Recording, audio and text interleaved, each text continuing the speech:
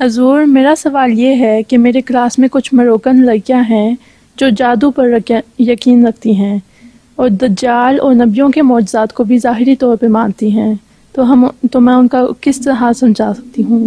بات یہ ہے، جادو پہ یقین اگر رکھتی ہیں تو وہ غلط کرتی ہیں. ان سے کہو جادو کر کے دکھاؤ مجھ پہ تو تمہارا جادو نہیں چلتا. دماغوں میں مولویوں نے ڈال دیا وہ اتنا زیادہ کہ جادو کوئی چیز ہے اور ہم جادو نکالیں گے. اور عربوں میں خاص طور پہ بڑا ہے، وہ مولوی اپنا پیسہ کمانے کے لیے کہتے ہیں تمہاری لڑکی بیمار ہو گئی، اس کو کوئی ایسی دماغی بیماری ہو گئی یا ڈپریشن میں چلی گئی، تو اس کو جن نکالنے کے لیے یا جادو ختم کرنے کے لیے مار کے اس کا بھرتا نکال دیتے ہیں بیچارے. وہ بعض دفعہ عورتیں مر بھی جاتی ہیں اس طرح. باقی رہ کے نبیوں کے معجزات کیا ہیں؟ نبیوں کے معجزات تو ہوتے ہیں قرآن شریف میں جو لکھے ہیں معجزات، وہ تو معجزات ہیں نا.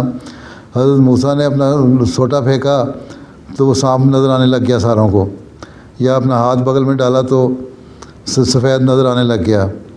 ٹھیک ہے، یہ معجزات ہوئے. اللہ تعالیٰ نے اس کو ایسے حالات پیدا کر دیے، آنکھوں کو ایسا بنا دیا کہ لوگوں کی نظر میں یہ ہونے لگ گیا تھا. یہاں دنیا میں بھی لوگ جو عام جادو دکھانے والے تماشے مسمرزم کے ذریعے سے یہ کر دیتے ہیں، لیکن اللہ تعالیٰ کہتا ہے یہ جادو نہیں ہے، یہ معجزہ ہے. ٹھیک ہے. اس کے مقابلے میں جب جادوگر سامنے آئے حضرت موسیٰ کے اور انہوں نے اپنی رسیاں پھینکیں اور وہ لوگوں کے خیال میں سانپ بننے لگے تو حضرت موسیٰ بھی گھبرا گئے. یہ تو اس طرح مسمرزم کر دیا انہوں نے ساروں کے اوپر، ہیں سب مسمرائز ہو گئے تھے. تو اللہ تعالیٰ نے کہا یہ جادو ہے، تم اپنا سوٹا پھینکو سب کچھ ختم ہو جائے گا. حضرت موسیٰ نے اپنا سوٹا زمین میں پھینکا تو وہ لوگوں کا جو جادو تھا آنکھوں میں جس طرح مسمرائز کیا تھا ماحول کو، وہ سارا ختم ہو گیا تاثر. تو یہ تو لوگوں کے جادو ہیں. حضرت موسیٰ کے اگر تھا تو اللہ تعالیٰ نے ایک معجزہ دکھایا تھا جو لوگوں کی نظر میں آتا تھا، اس کو کوئی رد نہیں کر سکا تھا. ٹھیک ہے. جادو جو دنیا والے کے جادو ہیں ان کو اللہ تعالیٰ اپنے نبیوں کے ذریعے سے رد کروا دیتا ہے. ہاں پھر بعض معجزات ہوتے ہیں. نبی صلی اللہ علیہ وسلم نے 2 آدمیوں کو کھانا یا 5 آدمیوں کو کھانے کو 50 آدمیوں 100 آدمیوں کو کھلا دیا. اسی طرح حضرت مسیح علیہ السلام کے زمانے میں بھی اس طرح ہوا. تھوڑے سے چاول پکے اور بہت سارے لوگ آ گئے، وہ بے شمار لوگوں نے کھائے اور پھر قادیان میں تقسیم بھی ہوئے اور برکت والے چاول مشہور ہو گئے وہ. تو یہ چیزیں تو ہوتی ہیں، انبیاء سے تو معجزات ہوتے ہیں، اللہ تعالیٰ دکھاتا ہے غیر معمولی باتیں. باقی جہاں تک دجال کے معجزات کا تعلق ہے، دجال کے معجزات سے مراد یہی ہے کہ وہ نئی چیزیں ایجاد کرے گا اور وہ تمہیں امپریس کر لے گا اس سے. دجال کے معجزات یہ ہیں. ٹھیک ہے.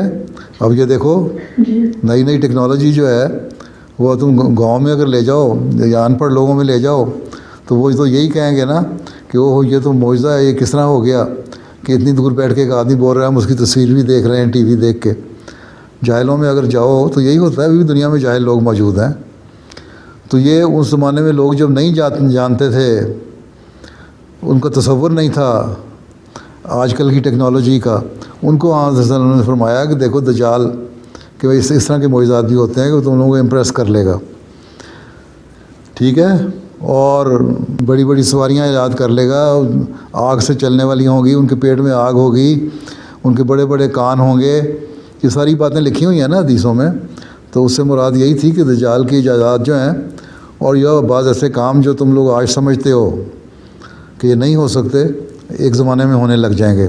اور اس وقت پھر مسیح موعود بھی آئے گا جو دجال کے بکر ہے، ساری تدبیریں ہیں ان کو رد کرنے والا ہوگا، ان کو ظاہر کرنے والا ہوگا، ان کو دکھانے والا ہوگا.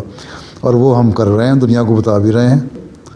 تو یہ ظاہری شکل نہیں ہوتی بلکہ یہ ایک تمثیلی زبان استعمال کی تھی آن صلی اللہ علیہ وسلم نے. سب میٹافور تھا.